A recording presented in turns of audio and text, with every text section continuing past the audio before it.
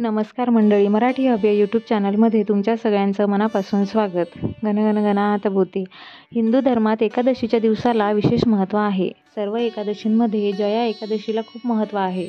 जया एकादशीचे हे व्रत अत्यंत शुभ आहे. ही एकादशी सर्व पापांचे नाश करणारी सर्वोत्तम आणि पुण्यमय दिवस मानला जातो. या दिवशी भगवान विष्णूची पूजा केली जाते. पौराणिक मान्यतेनुसार जया एकादशीचे व्रत केल्याने वाईट कर्मांचे दुःख दूर होतात. यावेळी मंगळवार 20 फेब्रुवारी रोजी जया एकादशी साजरी होणार आहे. आजच्या व्हिडिओमध्ये आपण जया एकादशी व्रत कथा श्रवण करणार आहोत, त्यामुळे व्हिडिओ शेवटपर्यंत नक्की बघा. पद्मपुराणानुसार एकेकाळी स्वर्गात नंदनवनात एका उत्सवाचे आयोजन केले जात होते. या उत्सवात सर्व देव ऋषीमुनी उपस्थित होते. त्यावेळी उत्सवात नृत्य गायनाचे कार्यक्रम सुरू होते. गंधर्व आणि गंधर्व मुली नाचत आणि गात होत्या.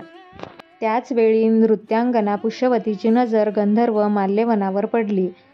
गंधर्व माल्यवनाच्या शरीरयष्टीवर ती मोहित झाली आणि पुष्यवती स्वतःचे भान हरवून बसली आणि नको ते कृत्य ती करायला लागली.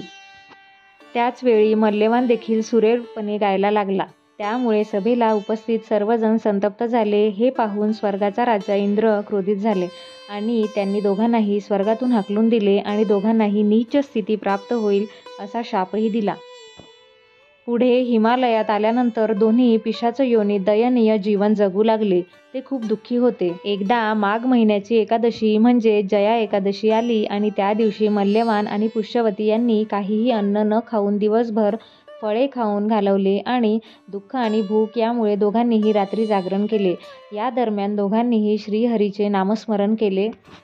दोघांच्या भक्तीने प्रसन्न होऊन भगवान नारायणाने पुष्यवती आणि मल्यवान यांना भूत रूपातून मुक्त केले. भगवान विष्णूच्या कृपेने दोघांनाही सुंदर शरीर मिळाले आणि दोघेही पुन्हा स्वर्गात गेले. तेथे पोहोचून त्यांनी इंद्राला नमस्कार केला तेव्हा त्याला धक्काच बसला. यानंतर त्यांनी भूत रूपातून मुक्त होण्यासाठी उपाय विचारला.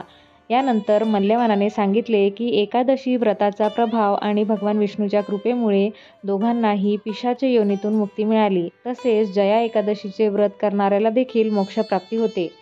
आणि तेव्हापासूनच जया एकादशीच्या व्रताला विशेष महत्त्व प्राप्त झाले आणि लोक गांभीर्याने हे व्रत करायला लागले.